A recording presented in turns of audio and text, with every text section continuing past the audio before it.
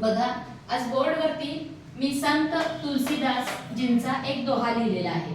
Doha आहे, राम नाम जपते अत्री मत गुसियाऊ, पंख में उगोहमी अधिके छबी जाऊ. या पूर्ण दोह्यामधली अक्षर मोजा तुम्ही. तर ती अक्षर एकूण अक्षर आहेत 29. आणि आपल्या भारत देशामध्ये एकूण भारतातील राज्यांची संख्या किती आहे? 29. बरं, एवढंच नाही तर ह्यातल्या प्रत्येक अक्षरापासून बरोबर आपल्या देशातल्या प्रत्येक राज्याचं नाव तयार होतंय.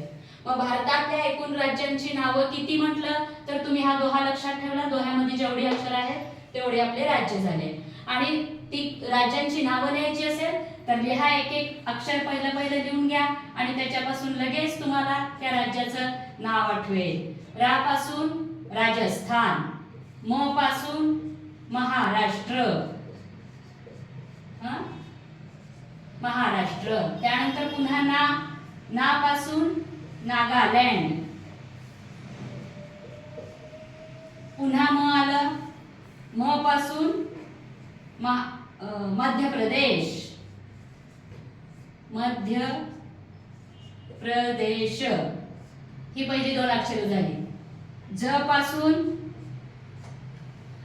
पासून कुठलं येईल? जम्मू काश्मीर. ज पासून येईल जम्मू काश्मीर,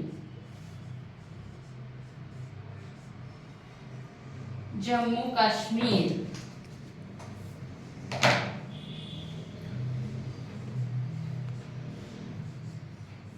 त्यानंतर प पासून पुढचं राज्य येईल. सांगा, प पासून काय येईल? पश्चिम बंगाल, पश्चिम बंगाल. प पासून पश्चिम बंगाल. ज प ते पासून तेलंगाना, तेलंगाना. त्यानंतर झालं अ. ते पर्यंत झालं आपली पहिले तीन शब्द झाले. त्याच्यानंतर पुढचं अक्षर येत आहे अ. अ पासून अरुणाचल प्रदेश,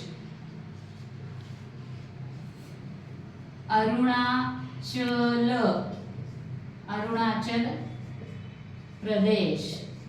त्याच्यानंतरचं अक्षर काय आलंय? त्रि पासून कुठलं राज्य आहे भारतामध्ये? त्रिपुरा, त्रिपुरा. त्यानंतर आलं पुन्हा म.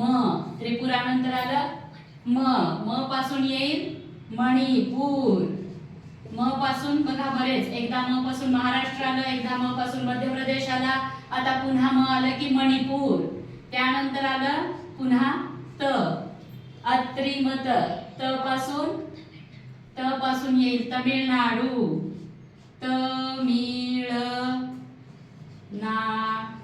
तमिळनाडू. त्यानंतर आलं पुढचं अक्षर येईल. इथं हा शब्द संपला. पुढचा गुसियाऊ मधलं बघा, गु सी आ आणि उ. पुन्हा ह्याच्यापासून चार राज्यांची नावं. गु पासून गुजरात, किंवा गुजरात. सी पासून सिक्कीम, सिक्कीम. बघा, वरती अ आलं होतं, अ पासून अरुणाचल प्रदेश झालं, इथं आ आलंय. आ पासून येईल तुमचं आसाम. त्याच्या खाली अक्षर आहे उ पासून उत्तराखंड.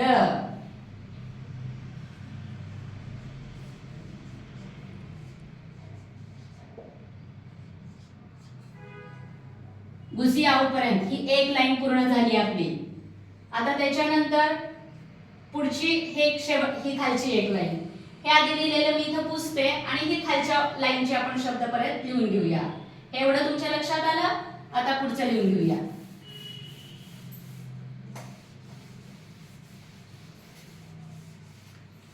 गुसियाऊ पर्यंत झालं आपलं. आता पुढचं अक्षर आहे पंक मे. बघा, पूर्ण ओळ मी तशीच लिहून घेते, इकडचे जेवढे इथं मावतील तेवढं अक्षर. पंक मे उ गो ह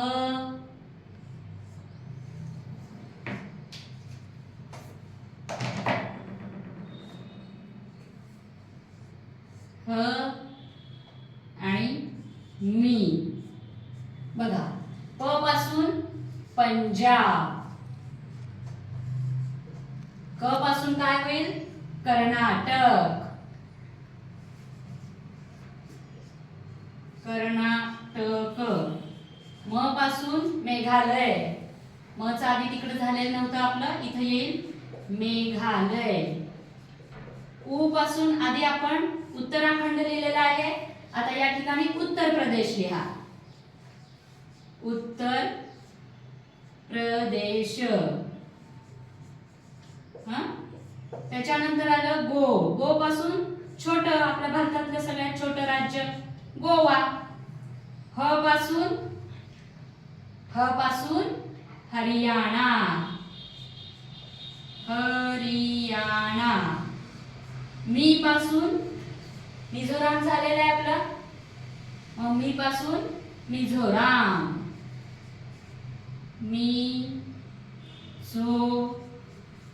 राम.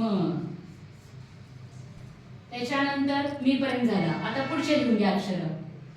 अ, ही, के, अही के, छ, बी. एक एक अक्षर लिहिल्यावर लगेच पटापट पुढचं आपली राज्याची नाव आठवत आहे. झा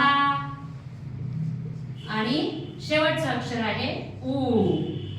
अ पासून अरुणाचल प्रदेश, मगाशी आपलं आ होतं म्हणून आसाम झालं, आता इथे येईल अ पासून अरुणाचल प्रदेश, अरुणाचल प्रदेश. त्यानंतर आलं ही, ही पासून येईल हिमाचल प्रदेश, ही पासून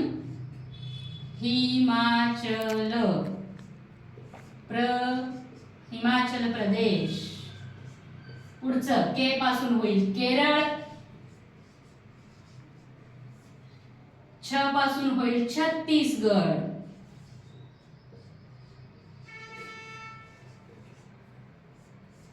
छत्तीसगड. बी पासून होईल बिहार, बिहार. झा पासून झारखंड, झारखंड. आणि शेवटी राहिला उ, उ पासून होईल ओडिसा, ओडिसा. उ पासून होईल ओडिसा. बघा, एकाही अक्षराला आपल्याला एक्स्ट्रा कानामात्रा वेलांटी द्यावीही लागली नाही, काढावीही लागली नाही. जसं अक्षर आहे, इथं प आहे तर प पासून पंजाब, आणि इथं प होता त्यावेळेला प पासून आपण काय लिहिलं होतं? रा पासून राजस्थान, म पासून महाराष्ट्र, ना पासून नागालँड, म पासून मध्य प्रदेश. अशा पद्धतीने जसं अक्षर आहे तसंच्या तसं ते अक्षर लिहून घेतलं आणि त्या राज्याची नावं लिहिलेली आहेत. इथं प वरती अनुस्वार आहे, त्याच्यापासून तयार झाला पंजाब. आणि इथं नुसता प होता त्यावेळी आपण लिहिलं होतं पश्चिम बंगाल. तर कानामात्रा वेलांटी सुद्धा द्यावी लागत नाही, आणि पूर्ण 29च्या 29 राज्यांची नावं या एका संत तुलसीदास यांच्या दोह्यामध्ये सामावलेले आहेत. असे आपल्या पुराणामध्ये अनेक गोष्टी, जमिनीपासून सूर्याचं अंतर, या सुद्धा अशाच बऱ्याच गोष्टी आपल्या पूर्वजांनी लिहिलेल्या ग्रंथामध्ये आपल्याला सापडतील. तुम्हाला असं एखाद्या ग्रंथामधून जे सापडलेलं ज्ञान असेल ते तुम्ही कमेंट करून आम्हाला सांगा. आणि राज्य लक्षात ठेवण्याची ही सोपी पद्धत कशी वाटली ते कमेंट करून कळवा. आमच्या चॅनलला सबस्क्राईब करा, शेअर करा, कमेंट करा.